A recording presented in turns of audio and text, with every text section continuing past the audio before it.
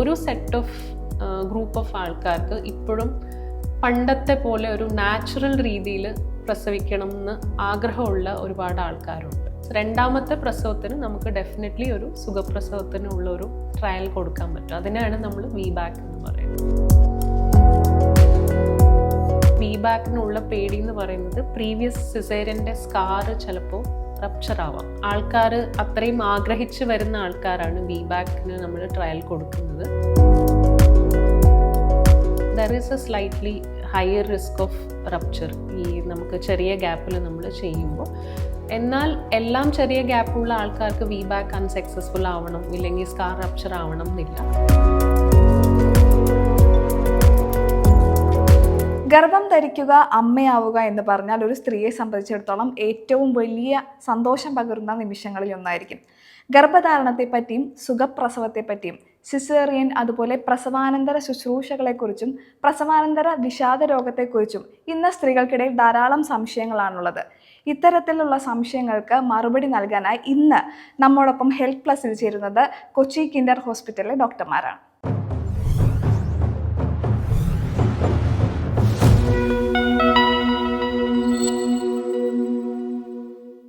ഇന്ന് ഹെൽത്ത് പ്ലസിൽ VBACനെ കുറിച്ചും വാട്ടർ ബർത്തിനെ കുറിച്ചും സംസാരിക്കാനായി കൊച്ചി കിൻഡർ ഹോസ്പിറ്റലിലെ കൺസൾട്ടന്റ് ഗൈനക്കോളജിസ്റ്റായ ഡോക്ടർ മധുജ ഗോപിശ്യാമാണ് നമ്മോടൊപ്പം ചേരുന്നത്. നമസ്കാരം ഡോക്ടർ. ആദ്യമേ തന്നെ ചോദിക്കട്ടെ, ഈ VBAC എന്ന വേർഡിനെ കുറിച്ച് പ്രഗ്നൻ്റ് ആയ ലേഡീസിനോ അല്ലെങ്കിൽ ക്യാരിയിങ് ആവാൻ ശ്രമിക്കുന്ന ലേഡീസിനോ ഫെമിലിയർ അല്ലാത്തൊരു വേർഡാണ് VBAC എന്ന് പറയുന്നത്. എന്താണ് VBAC? VBACൻ്റെ ഫുൾ ഫോം എന്ന് പറയുന്നത് vaginal birth after caesarean section. അപ്പം ആദ്യത്തെ ഒരു സിസേറിയൻ സെക്ഷൻ കഴിഞ്ഞിട്ട് രണ്ടാമത്തത് സുഖപ്രസവത്തിന് ശ്രമിക്കുന്ന ആൾക്കാർക്കുള്ള ഒരു ട്രയലാണ് ഈ VBAC എന്ന് പറയുന്നത്. അപ്പം ഒരുപാട് ആൾക്കാർക്ക് നോർമൽ ഡെലിവറി ആയിട്ട് പ്രസവിക്കാൻ ഒരുപാട് ആഗ്രഹമുള്ള ആൾക്കാരുണ്ടാവും. പക്ഷെ എന്തെങ്കിലും ഒരു എമർജൻസി സിറ്റുവേഷനോ എന്തെങ്കിലും ഒരു റീസൺ കൊണ്ട് ആദ്യത്തെ സിസേറിയൻ നടന്നാൽ വീണ്ടും സിസേറിയൻ തന്നെ ആവണം എന്ന് നിർബന്ധമില്ല. ഡിപ്പെൻഡിങ് ഓൺ അവരുടെ കണ്ടീഷൻസ് രണ്ടാമത്തെ പ്രസവത്തിന് നമുക്ക് ഡെഫിനറ്റ്ലി ഒരു സുഖപ്രസവത്തിനുള്ള ഒരു ട്രയൽ കൊടുക്കാൻ പറ്റും. അതിനാണ് നമ്മൾ VBAC എന്ന് പറയുന്നത്. ഇപ്പോൾ ഈ VBAC ആരൊക്കെയാണ് ഈ ഓപ്റ്റ് ചെയ്യുന്നത്? അതായത് ഇപ്പോൾ ആദ്യം സിസേറിയൻ കഴിഞ്ഞ ഒരു സ്ത്രീക്ക് വീണ്ടും ഒരു സിസേറിയനോ അല്ലെങ്കിൽ സുഖപ്രസവം വേണം എന്ന് പറഞ്ഞാൽ അത് പോസിബിൾ ആവുമോ? എന്താണ് അതുകൊണ്ട്? ഇതിപ്പം ആദ്യത്തെ സിസേറിയൻ കഴിഞ്ഞ് രണ്ടാമത്തതിന് മെയിൻ ഫാക്ടർ എന്ന് പറയുന്നത് നമ്മൾ VBAC പറ്റുമോ ഇല്ലയോ എന്ന് പറയുന്നതിന് മെയിൻ ഫാക്ടർ ആളുടെ സ്വന്തമായിട്ടുള്ള ഒരു നോർമൽ ഡെലിവറിക്കുള്ളൊരു മോട്ടിവേഷനാണ്. അപ്പം ആൾക്ക് അത്രയും ആഗ്രഹം ഉണ്ടെന്നാണെങ്കിൽ ഡെഫിനറ്റ്ലി നമുക്ക് അതൊരു മെയിൻ ഫാക്ടറാണ് വേണോ വേണ്ടയോ എന്ന് തീരുമാനിക്കുന്നതായിട്ട്. പിന്നെ രണ്ടാമത്തത് പ്രീവിയസ്ലി ഒരു സിസേറിയൻ ആണോ 2 സിസേറിയൻ ആണോ അതോ അതിൽ കൂടുതലാണോ എന്നുള്ളതാണ് സെക്കൻഡ് ഫാക്ടർ. അപ്പോൾ പ്രീവിയസ് 1 സിസേറിയൻ ആണെങ്കിൽ നമുക്ക് ഡെഫിനറ്റ്ലി ഒരു VBAC ട്രയൽ കൊടുക്കാൻ പറ്റുന്നതാണ്. അതിൽ കൂടുതലുള്ള സിസേറിയൻ ആണെങ്കിൽ നമുക്ക് എപ്പോഴും VBACനുള്ള പേടി എന്ന് പറയുന്നത് പ്രീവിയസ് സിസേറിയൻ്റെ സ്കാറ് ചിലപ്പോൾ റപ്ചർ ആവാം ഇൻ ലേബർ. അതായത് പേഷ്യൻറ്റിന് ലേബർ പെയിൻ തുടങ്ങിക്കഴിയുമ്പോൾ ആ പെയിൻ സമയത്ത് ചിലപ്പോൾ പ്രീവിയസ് സ്കാർ റപ്ചർ ആവാനുള്ള സാധ്യതയുണ്ട്. അപ്പോൾ ഈ VBAC ഒരു ഫസ്റ്റ് സിസേറിയൻ കഴിഞ്ഞിട്ടുള്ള ഒരു ട്രയൽ ആണെന്നാണെങ്കിൽ അതിൻ്റെ സാധ്യത എന്ന് പറയുന്നത് ഒരു 0.5%. അതായത് ഒരു 200 പേർക്ക് നമ്മൾ ഇങ്ങനെ ഒരു ട്രയൽ കൊടുക്കുമ്പോൾ അതിൽ ഒരാൾക്കായിരിക്കും ചിലപ്പോൾ ഈ ഒരു സ്കാർ റപ്ചർ വരുന്നത്. പക്ഷേ പ്രീവിയസ് 1നേക്കാളും കൂടുതലും സിസേറിയൻസ്, അതായത് 2 or 3 സിസേറിയൻസ് ഉണ്ടെന്നാണ് ഈ സ്കാർ റപ്ചർ ആവാനുള്ള സാധ്യത കൂടുതലായിരിക്കും. അപ്പം അങ്ങനത്തെ ആൾക്കാർക്ക് നമുക്ക് ചിലപ്പോൾ ട്രയൽ കൊടുക്കാൻ പറ്റണം എന്നില്ല. ഈ VBACനെ സംബന്ധിച്ചിടത്തോളം റിസ്ക് കൂടുതലാണോ കുറവാണോ? അല്ലെങ്കിൽ ഇപ്പോൾ VBAC ഓപ്റ്റ് ചെയ്യുന്ന ഒരു പ്രഗ്നൻ്റ് ആയിട്ടുള്ള ഒരാൾക്ക് അതിൻ്റെ റിസ്ക് എത്രത്തോളം ആണെന്ന് ചോദിക്കാൻ ഇടയുണ്ട്. അപ്പം അതിൻ്റെ റിസ്ക് കൂടുതലാണോ അതല്ലെങ്കിൽ കുറവായിട്ടാണോ? കൂടുതലാണോ അതാണ് ഞാൻ പറഞ്ഞത്. പ്രീവിയസ് 1 സിസേറിയൻ ആണെങ്കിൽ നമുക്കൊരു 1 in 200 chance of scar rupture. നമ്മുടെ മെയിൻ റിസ്ക് എന്ന് പറയുന്നത് സ്കാർ റപ്ചർ ആവാമെന്നുള്ളതാണ്. അതിൻ്റെ ഒരു ശതമാനം 0.5% ആണ്. പിന്നെ ചില ആൾക്കാർക്ക് ഈ റിസ്ക് കൂടും, ചില ആൾക്കാർക്ക് കുറവായിരിക്കും. അപ്പോൾ അതിനെ ഡിറ്റർമൈൻ ചെയ്യുന്ന ഫാക്ടേഴ്സാണ് പ്രീവിയസ്ലി എത്ര ഏജ്, അതായത് ഫസ്റ്റ് സിസേറിയൻ കഴിഞ്ഞിട്ട് എത്ര ഗ്യാപ്പ് ഉണ്ടെന്നുള്ളത്. അപ്പോൾ ഫസ്റ്റ് സിസേറിയൻ കഴിഞ്ഞിട്ട് ഒരു 2 years കൂടുതൽ ഗ്യാപ്പ് ഉണ്ടെങ്കിൽ റപ്ചർ ആവാനുള്ള സാധ്യത കുറവായിരിക്കും. അല്ല ഇപ്പം പ്രീവിയസ് സിസേറിയൻ എന്തെങ്കിലും ഒരു ബ്രീച്ചോ അങ്ങനെ എന്തെങ്കിലും ഒരു റീസൺ കൊണ്ട് ചെയ്ത സിസേറിയൻ ആണെന്നാണെങ്കിൽ ഇത്തവണ അതിന് സക്സസ് റേറ്റ് കൂടുതലായിരിക്കും. ഇത്തവണ നമ്മൾ ട്രയൽ കൊടുക്കുമ്പോഴേക്കും സാധാരണ ഉള്ളതിനേക്കാളും കൂടുതലും ചാൻസ് ഓഫ് സക്സസ് ഉണ്ടാവും. ഇപ്പം ഏത് കാറ്റഗറിയിലുള്ള ആളുകൾക്കാണ് ഈ VBAC ഉപയോഗിക്കാൻ പറ്റുക, അല്ലെങ്കിൽ ഏത് ചൂസ് ചെയ്യാൻ പറ്റുക?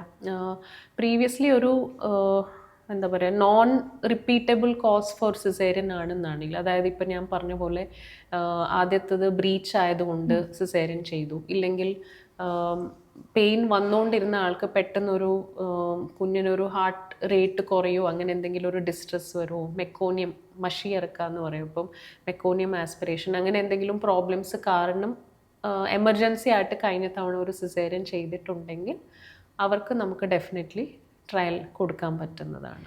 ഇപ്പം ഈ VBAC എന്ന് പറയുമ്പം ഇപ്പം ആളുകൾ ഡിമാൻഡ് ചെയ്യുന്നതാണോ ഇത് VBAC എന്നുള്ളൊരു ടേം, അതോ നമ്മൾ ഡോക്ടേഴ്സായിട്ട് തന്നെ സജസ്റ്റ് ചെയ്യുന്നതാണോ, അല്ലെങ്കിൽ പേഷ്യൻസ് തന്നെ ഇങ്ങോട്ട് വന്നു പോകുന്നൊരു? മിക്കപ്പോഴും ആൾക്കാർ അത്രയും ആഗ്രഹിച്ച് വരുന്ന ആൾക്കാരാണ് VBACന് നമ്മൾ ട്രയൽ കൊടുക്കുന്നത്.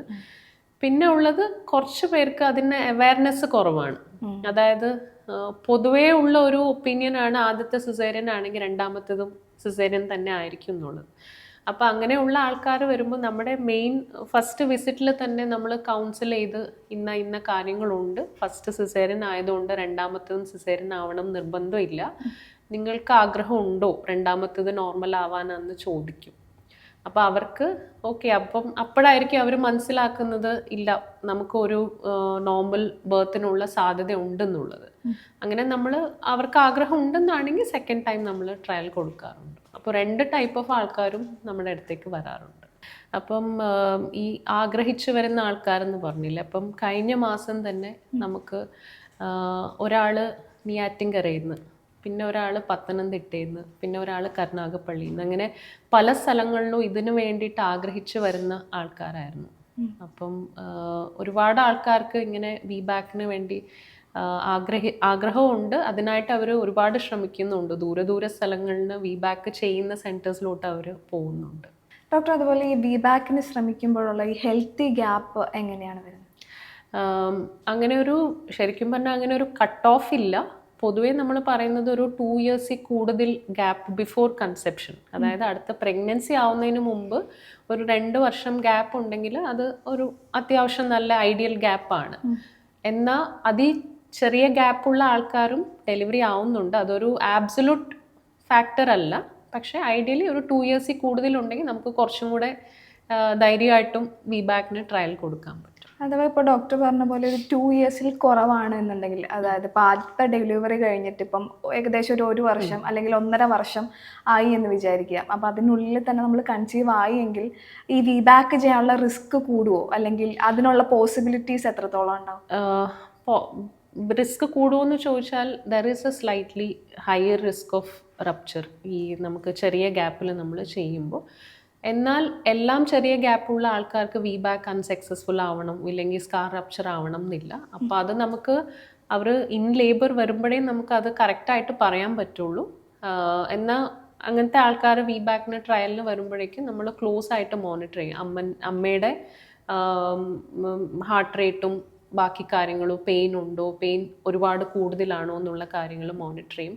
അതേപോലെ ബേബിയുടെ ഹാർട്ട് റേറ്റ് പെട്ടെന്ന് കുറയുന്നുണ്ടോ എന്നുള്ള കാര്യങ്ങളും കൂടെ മോണിറ്റർ ചെയ്തിട്ടായിരിക്കും നമ്മൾ അങ്ങനെ ഒരു ട്രയൽ കൊടുക്കുന്നത്. അതായത് ഇപ്പോൾ ഒരു അമ്മയുടെ ആരോഗ്യത്തെ സംബന്ധിച്ച് നോക്കുമ്പം ഇപ്പം ഹെൽത്ത് വളരെ വീക്കാണ്, അല്ലെങ്കിൽ ക്യാരിങ് ആയിരുന്ന സമയത്ത് ഹെൽത്ത് ഭയങ്കര വീക്കാണ് എന്നുണ്ടെങ്കിൽ നമ്മൾ VBAC ചൂസ് ചെയ്യുമോ, അല്ലെങ്കിൽ VBAC ഡോക്ടേഴ്സ് സജസ്റ്റ് ചെയ്യുമോ?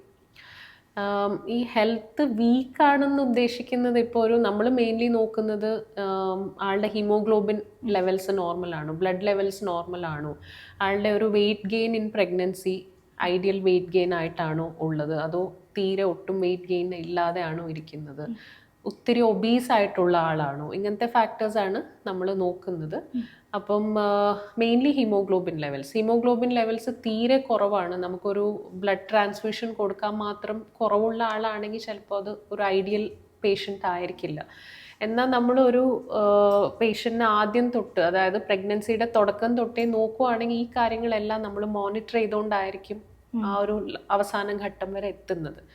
അപ്പം ആ സമയത്ത് നമുക്ക് ബ്ലഡ് കുറവോ അങ്ങനെ എന്തെങ്കിലും തോന്നുവാണെങ്കിൽ നമ്മൾ അതിനെ കറക്റ്റ് ചെയ്തുകൊണ്ടായിരിക്കും മുന്നോട്ട് പോകുന്നത്. ഡോക്ടർ, ഇപ്പോൾ ഒരു ഡെലിവറി ഡേറ്റ് ആയി എന്ന് വിചാരിക്കുക. ആ ഡേറ്റിനുള്ളിൽ നമുക്ക് പ്രസവം നടന്നില്ല എന്നുണ്ടെങ്കിൽ വിബാക്ക് നടത്തുമ്പോൾ എത്രത്തോളം റിസ്ക് ഉണ്ട്, അല്ലെങ്കിൽ അതിന് എത്രത്തോളം പോസിബിലിറ്റീസ് ഉണ്ടാവും? വിബാക്കിൽ നമ്മൾ പൊതുവേ പെയിൻ ഇൻഡ്യൂസ് ചെയ്യാനുള്ള മെഡിസിൻസ് കൊടുക്കാറില്ല. കാരണം നമ്മളിപ്പോൾ ഒരു സാധാരണ ഒരു പ്രസവത്തിന് ശ്രമിക്കുമ്പോൾ ചെയ്യുന്ന ഇൻഡക്ഷൻ മെത്തേഡ്സ് ഒന്നും നമുക്ക് പ്രഗ്നൻസിയിൽ വിബാക്കിന് നമുക്ക് ട്രൈ ചെയ്യാൻ പറ്റില്ല. കാരണം നമ്മൾ ജെല്ലോ ടാബ്ലറ്റോ എന്തെങ്കിലും വെച്ച് കഴിഞ്ഞാൽ ചിലപ്പം സ്കാർ റപ്ചർ ആവാനുള്ള ചാൻസ് കൂടുതലായിരിക്കും.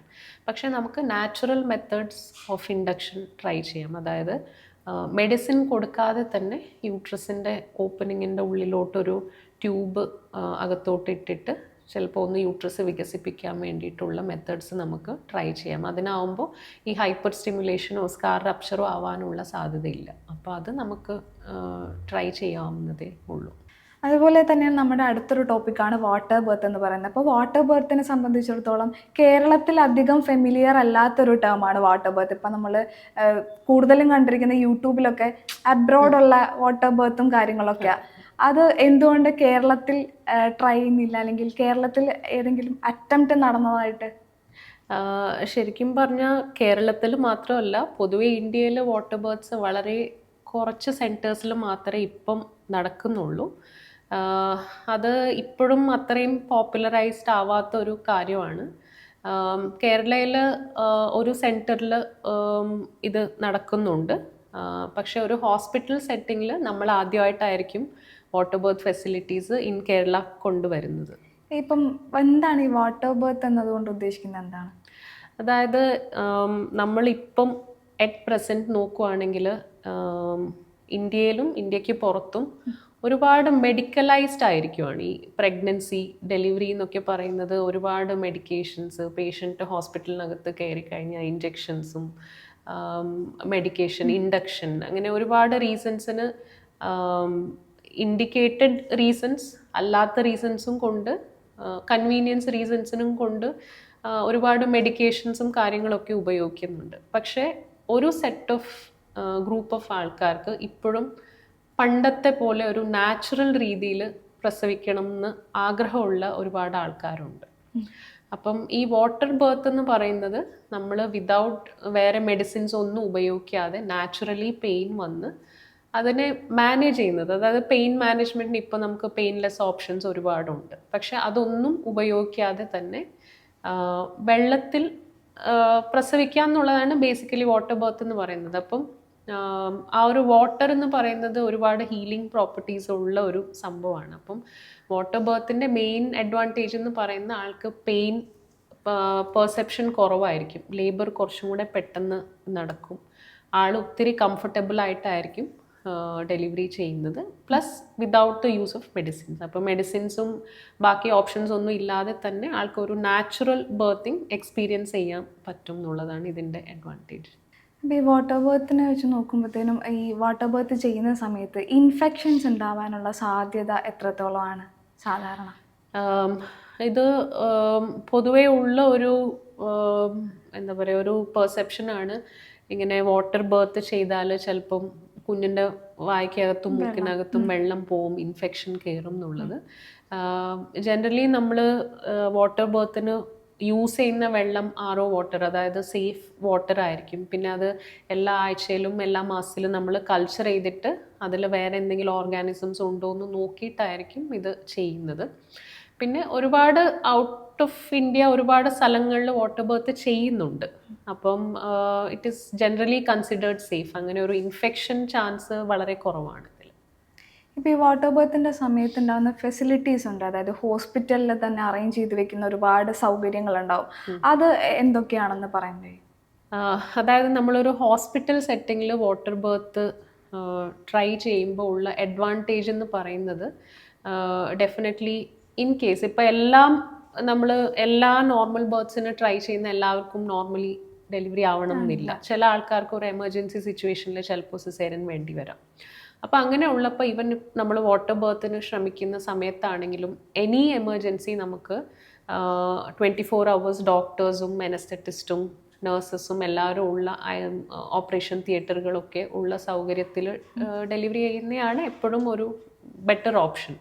രണ്ടാമത്തത് NICU, അതായത് നിയോനേറ്റൽ ICU. കുഞ്ഞുങ്ങളെ എമർജൻസി സമയത്ത് നമുക്ക് ഉടനെ തന്നെ റിസസിറ്റേറ്റ് ചെയ്യാൻ പറ്റുന്ന ഒരു ഫെസിലിറ്റിയും കൂടെ വേണം. കേരളയിൽ ആദ്യമായിട്ട് കിൻഡർ ഹോസ്പിറ്റലാണ് വാട്ടർ ബേർഡ്സ് ഹോസ്പിറ്റൽ സെറ്റിങ്ങിൽ തുടങ്ങിയിരിക്കുന്നത്.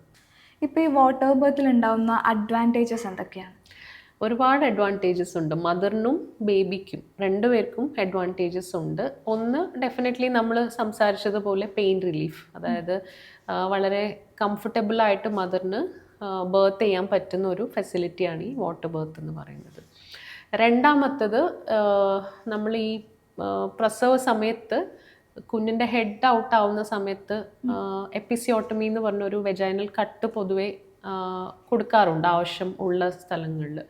പക്ഷേ വാട്ടർ ബേർത്തിൻ്റെ സമയത്ത് നമുക്ക് ആ ഒരു വെജൈനൽ പെരിനിയൽ ഏരിയ കുറച്ചും കൂടെ സ്ട്രെച്ചബിൾ ആയി വരും. അതുകൊണ്ട് നമുക്ക് കട്ടോ സൂച്ചേഴ്സോ ഒന്നും ഇല്ലാതെ സുഖമായിട്ട് പ്രസവിക്കാൻ പറ്റുന്ന ഒരു ഫെസിലിറ്റിയാണ് ഈ വാട്ടർ ബേർത്ത് എന്ന് പറയുന്നത്.